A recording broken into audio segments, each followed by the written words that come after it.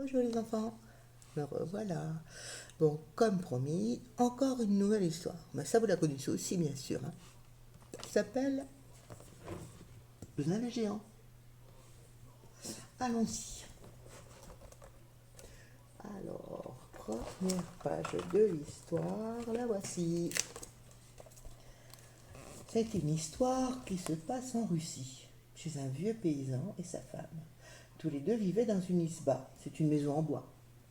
Ils avaient une petite fille qui s'appelait Katia et qui venait souvent les voir. Ils avaient des animaux, une vraie ménagerie, une grande vache, 2 cochons gras, 3 chats nerveux et 4 poules gourmandes. Ils avaient aussi un grand jardin, avec un potager pour faire pousser les légumes. En Russie, les hivers sont longs et froids, avec beaucoup de neige. Justement, cette année-là, l'hiver était glacial. Katia avait fait un grand bonhomme de neige dans le jardin. Quand il allait dehors, le paysan enfilait de grandes bottes, des gants très chauds et un bonnet avec de la fourre dedans, pour ne pas avoir froid aux oreilles. Le paysan attendait que la neige fonde pour faire pousser ses légumes. Un jour, l'air est devenu plus tiède et les vieux paysans ont pu sortir sans leurs moufles et leurs chapeaux. Puis, il y a eu des bourgeons qui ont commencé à apparaître sur les branches des arbres. Alors, le vieux paysan a dit à sa femme: Ça y est, Natalia, le printemps, il est arrivé. Il est temps de semer les graines des légumes. Les paysans alors ont jardiné tout le jour pour semer leurs graines, en faisant de belles rangées. Alors ils ont semé des graines de pois, des graines de carottes, des graines de pommes de terre et de haricots verts. Enfin, ils ont semé des graines de navets. Le vieux paysan et sa femme adoraient les navets. Les navets, ça pousse. Sous la terre, c'est blanc et mauve à l'extérieur.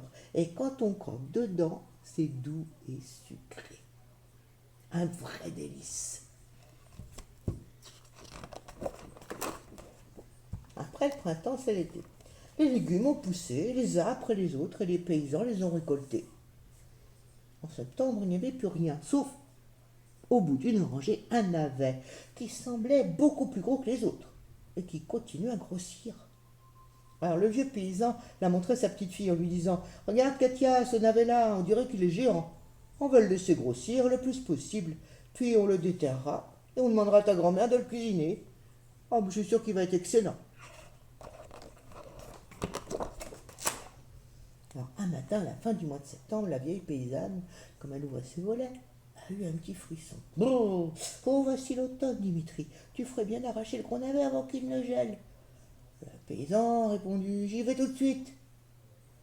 Le navet était devenu énorme.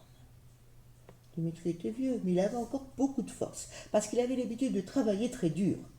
Alors il a secoué le gros navet, puis il a tiré, tiré. Ben, le navet n'a pas bougé d'un millimètre. Dimitri est en sueur.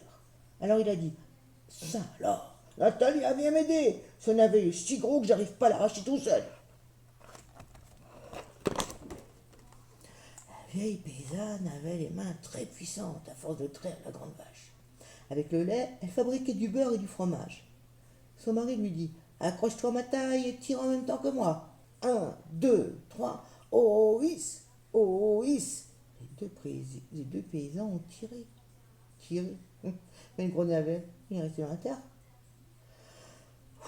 Natalia avait la paume des mains tout écorchée. C'est incroyable, je vais appeler Katia pour qu'elle nous aide. Katia était très musclée, parce qu'elle passait son temps à courir dans les champs, à sauter à la corde et à grimper aux arbres. Elle a posé sa corde à sauter et elle a serré la taille de sa grand-mère. 1, 2, 3, oh hisse, oh hisse. Tous les trois ont tiré très fort. Mais le gros navet, il n'est pas sorti. Katia était épuisée. J'ai une idée, je vais aller chercher la grande vache. La grande vache aimait bien faire plaisir aux paysans en leur donnant son lait. Elle était très costaude, parce qu'elle avait brouté l'herbe fraîche tout l'été. Alors Katia a attaché la grande vache derrière elle avec une corde, et tous les quatre ils ont crié 1, 2, 3, oh oui, oh oui. Ils ont tiré, mais le gros navet a résisté. Alors la grande vache a meuglé. Je sais, je vais aller chercher les 2 cochons gras. Les 2 cochons gras avaient beaucoup grossi depuis le printemps, parce qu'ils avaient été nourris avec les épluchures des pommes de terre et des carottes du potager. Mais ils mouraient d'envie de déguster le gros navet, parce que les navets, c'était leur aliment préféré. Les 2 gros cochons espéraient bien en avoir un morceau s'ils aidaient les paysans à le déterrer. Alors ils se sont cramponnés à la grande vache. 1, 2, 3, oh is, oh is. Tous ensemble, ils ont tiré. Mais le gros navet est resté coincé dans la terre. Les 2 cochons étaient très en colère. Ils ont grogné. Oh, allons chercher les 3 chats nerveux.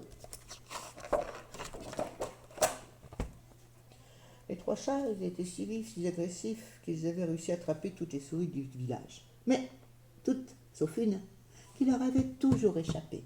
Et ça les rendait très nerveux. Les chats, ils se sont agrippés aux 2 cochons. Allez, 1, 2, 3, oh oui, oh oui. Ils ont tiré, mais le navet n'a pas cédé. Les chats étaient très vexés, parce que maintenant il y en avait 2 qui leur résistaient, la souris et le navet. Alors les 3 chats ont dit avec mépris, allons chercher les poules, il ne reste plus qu'elles.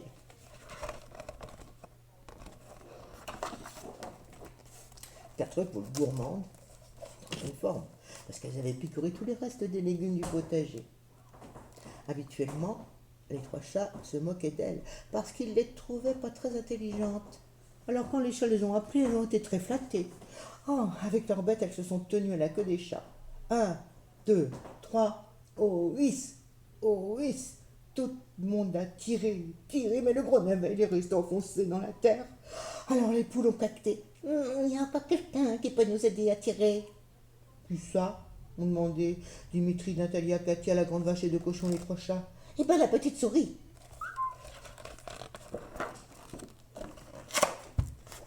La petite souris était toute faible, parce qu'elle fuyait les 3 chats depuis des mois. Elle vivait cachée dans un trou dans le poulailler. C'est pour ça que les poules, elles la connaissaient. Comme elle n'osait pas sortir pour aller chercher à manger, elle était affamée. Alors la petite souris a dit, mais si je sors de mon trou, les 3 chats vont me dévorer.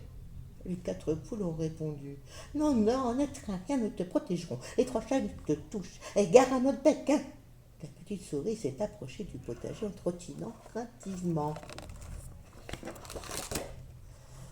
Elle s'est cramponnée aux pattes d'une poule.